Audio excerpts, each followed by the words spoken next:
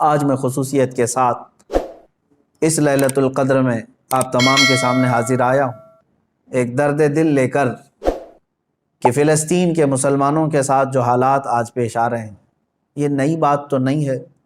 پچھلے 70 سالوں سے وہ اس ظلم کو برداشت کر رہے ہیں، لیکن اب حد ہو گئی ہے مسلمانوں۔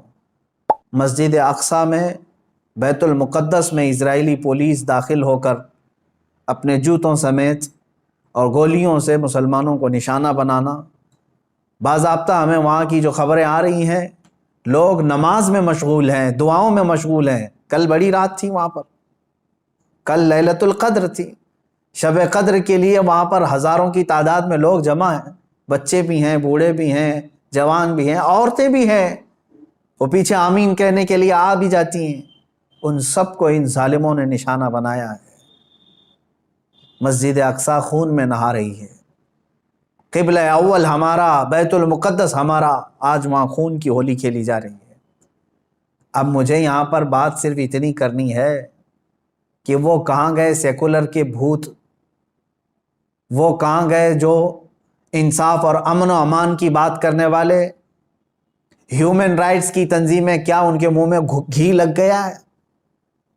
کیا ہے آج ان مسلمانوں کے خلاف جو حالات پیدا کیے جا رہے ہیں اسرائیلیوں کی طرف سے، اس پر کوئی آواز نہیں اٹھاتا؟ یہ دہشت گردی نہیں ہے میرے عزیزو؟ آپ سمجھو پوری دنیا ایک طرفہ دہشت گردی کے لیبل کو صرف مسلمانوں پر چسپاں کرنا چاہتی ہے۔ ورلڈ کا سب سے بڑا دہشت گرد ہے یہ اسرائیلی حکومت کے انڈر میں اس طرح کی جو سازشیں ہو رہی ہیں۔ آپ سوچیں، کسی بھی مذہب کے، کسی بھی دھرم کے لوگ جب عبادت میں ہوتے ہیں تو گویا کہ وہ دنیا سے کنارہ ہو کر اپنے اپنے خدا کے پاس جا رہے ہیں، یہی تو ان کا تصور ہوتا ہے۔ عبادتوں کے وقت کسی کو گولیوں کا نشانہ بنانا اور صفوں کو درہم برہم کرنا اور بچوں پر بھی گن تان لینا اور وہاں کے نوجوانوں کے سر پر جوتیاں رکھ کر کے کھڑے ہو جانا، عورتوں کے دوپٹے کھینچ لینا، یہ ہے ایک چہرہ اسرائیل کا جس کو دنیا بتانا نہیں چاہتی۔ اور وہ سب حد پار کر کے بھی امن کے مسیحا ہیں اور دہشت گرد ہم ہیں۔ وہ قتل بھی کرتے ہیں تو چرچا نہیں ہوتا، ہم آہ بھی کہتے ہیں تو ہو جاتے ہیں بدنام۔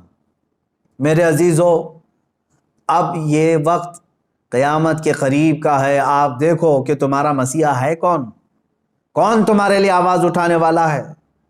تقریباً 57 ممالک اسلامی نام سے جانے جاتے ہیں، ان میں کا کوئی لیڈر سوائے ترکی یا کچھ لوگوں کے؟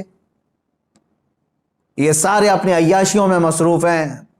فلسطین کے بچوں کو ایک لقمہ کھانا دینے کے لیے بھی سعودی عرب کی حکومت تیار نہیں، امارات تیار نہیں۔ یہ تو اسرائیل کے ساتھ پینگے بڑھا رہے ہیں، اسرائیل کے ساتھ معاہدے کرنے چلے ہیں، اپنی پراپرٹیاں اور اپنے ایئرپورٹ ان کو گروی دینے کے لیے چلے ہیں۔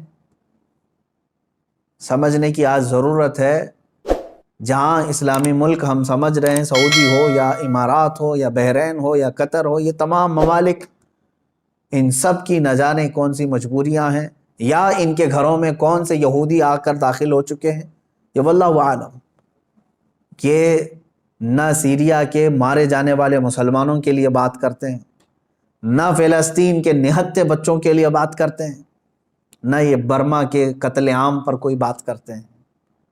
ان کو تو کچھ لینا دینا نہیں ہے امت مصطفیٰ سے، بلکہ یہ الٹا امت کے ان غریب مسلمانوں کو بلیم کرتے ہیں کہ یہ اس طرح دہشت پھیلاتے ہیں۔ ایک وقت آئے گا، دیکھ لینا، ان کی کرسیاں ہلیں گی، وقت آئے گا جب ان کے تاج اچھالے جائیں گے، یہ سب بہت بری موت مارے جائیں گے۔